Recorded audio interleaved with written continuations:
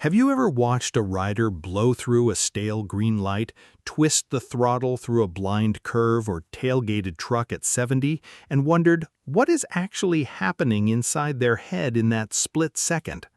We live in a culture that measures riding skill by lean angle, top speed, or how many bikes someone owns. But real riding intelligence has nothing to do with any of that. The sharpest markers of a rider's true IQ are hidden in the tiny, invisible decisions made every single mile. Decisions most riders never even notice they're making until it's too late to take them back. Today, we're breaking down the 7 silent signs of low riding intelligence, the quiet habits that separate riders who make it home for 30 years from the ones who become a statistic in year 3. None of these signs show up on a written test or a parking lot skills course, which is exactly why they slip past so many riders undetected for years. Most riders on the road right now believe they have above-average riding IQ, which mathematically cannot be true for everyone. Stick around, because sign number 5 is the one that even riders with 20 years of experience still get wrong, and sign number 7 is the single biggest predictor of whether someone actually improves or just keeps repeating the same mistake for the rest of their riding life. The first sign is treating every ride like it follows the exact same rules. A rider with genuinely high riding intelligence reads the road like a living document, constantly adjusting for wet pavement, gravel, sun glare, and traffic density. A rider with low riding intelligence runs on autopilot instead. To them, a corner is a corner and a light is a light every single time, no matter what actually changed since yesterday. This happens because true situational awareness burns serious mental energy, and a brain unwilling to spend that energy defaults to fixed habits instead of live assessment. You'll spot this rider taking the exact same line through a corner in the rain that they take in the dry, or rolling through a blind intersection at the same speed every single time because that's just how I always take it, regardless of what's actually different about that particular day. The second sign is confidence that has completely detached from actual skill. Riders with real ability tend to underestimate themselves slightly because enough seat time teaches you exactly how much can go wrong in half a second. Riders with low riding intelligence, especially in their first 2 years, consistently rate their own skill far higher than it actually is. This lines up with a well-documented pattern in skill research. The people who perform worst on a task are usually the most convinced they're doing it well, simply because they lack the experience needed to spot their own mistakes in real time. When you meet a rider 3 months in who's already talking about track days and wheelies, or telling you the local canyon is too easy, now you're watching this exact blind spot play out right in front of you, long before their skill has actually caught up to their self-image. The third sign is letting ego make decisions that should belong to logic. A high-riding IQ rider lets facts control the throttle hand, things like road conditions, visibility, and fatigue level. A low-riding IQ rider lets feelings control it instead. If a faster rider passes them, they twist the wrist to catch back up, regardless of what's actually safe in that moment.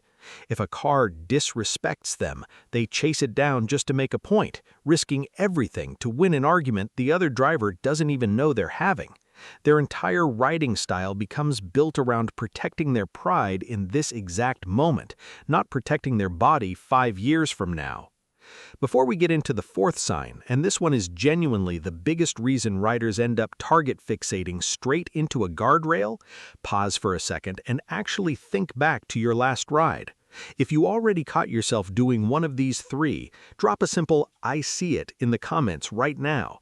That tiny admission is the exact opposite of what a low riding IQ rider would ever do, and it already puts you ahead of most of the pack sitting in this comment section. The fourth sign is relying on aggression instead of actual skill to control the road. When a rider lacks genuine technique, things like throttle control, braking precision, and proper cornering lines, they compensate with loud pipes. tailgating, and aggressive lane changes to force space instead of earning it through timing and positioning.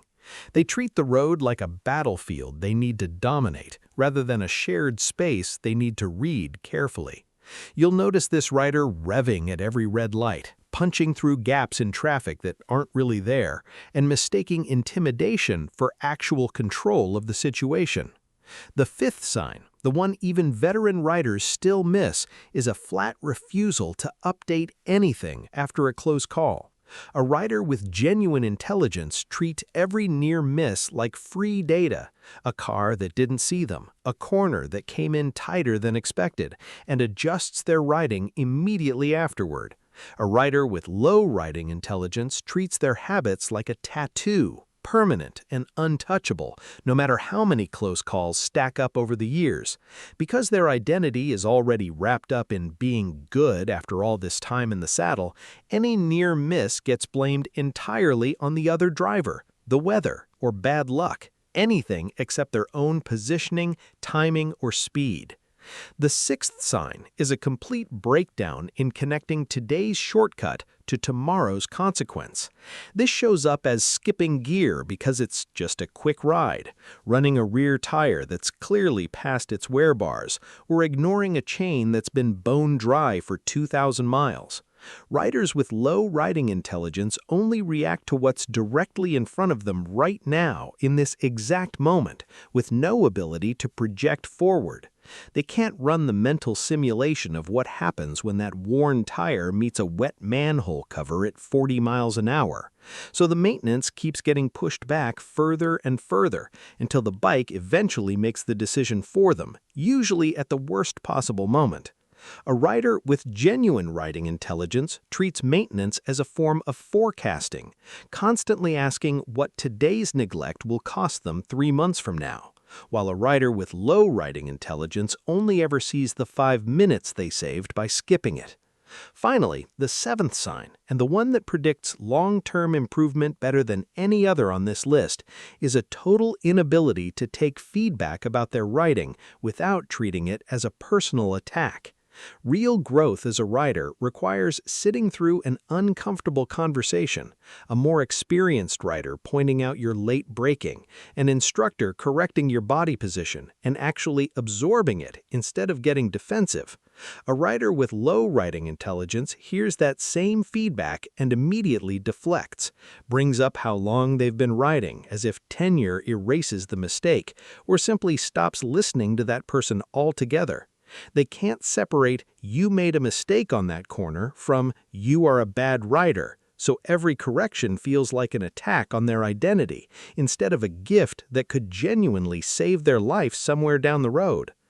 Understanding these 7 signs isn't about looking down on anyone in the parking lot or feeling superior at the next gas stop. It's about protecting your own life and the years you still have left on 2 wheels, and about noticing these exact patterns in your own riding before the road points them out for you. When you can finally recognize that the rider blowing past you with no gear and no plan simply hasn't developed the judgment yet, you stop taking it personally and you start riding your own ride with a clear head instead of a defensive one. That shift alone, from reacting emotionally to observing calmly, is one of the clearest signs of high riding intelligence there is. The riders who make it to 30 years on 2 wheels were never the fastest ones in the parking lot. They were the ones who respected what they didn't know yet, long before the road ever forced them to learn it the hard way. Ride within what you can actually control, not what you wish was true. Subscribe for more.